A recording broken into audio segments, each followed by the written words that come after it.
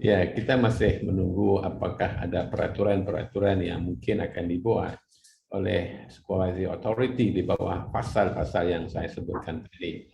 Tetapi maksud CCTV itu ialah equipment yang bisa merekamkan misalnya pergerakan, merekamkan movements ataupun individual dalam skala besar, ya, ataupun dalam kawasan terbuka begitu. Dan seperti mana yang saya katakan, uh, kalau kita lihat draft RUU itu, dia memberikan beberapa peraturan ya sebelum CCTV bisa diinstal dan bisa dioperasi ataupun put on operation oleh sesuatu institusi. Okey, mengambil gambar menggunakan kamera di telefon, saya fikir itu bukannya termasuk dalam apa yang dipanggil sebagai CCTV itu, kerana dia disebut specifically CCTV, ya. Tetapi ada isu sebenarnya, ada isu kalau kita mengambil gambar menggunakan handphone kita, mengambil gambar orang tanpa pengetahuan, memang ada isu. Itu maknanya mengumpul data orang itu tanpa persetujuan, tanpa konsen.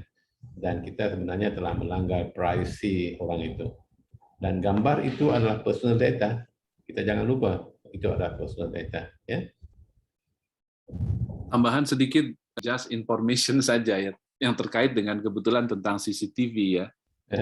Jadi saya mendapatkan informasi bahwa pemerintah Republik Rakyat Tiongkok itu menggelar atau deploy sekitar 50 juta CCTV all over China.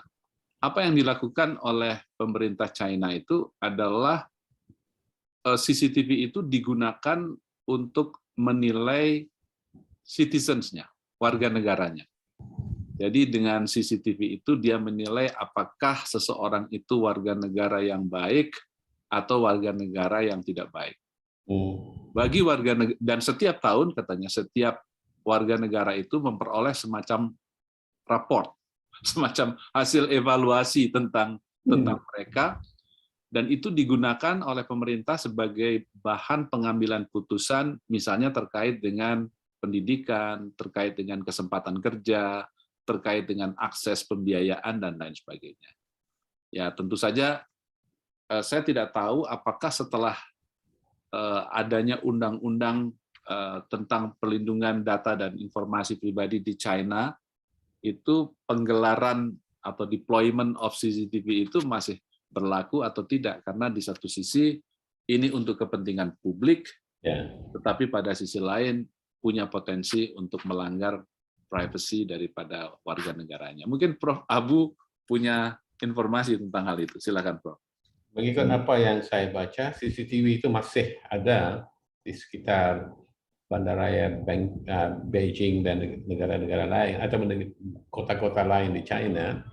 Tetapi mungkin apa yang boleh dibuat adalah mencapai suatu kompromi ya, supaya setiap CCTV ini ada notis yang diletakkan ya kepada CCTV yang ada ini.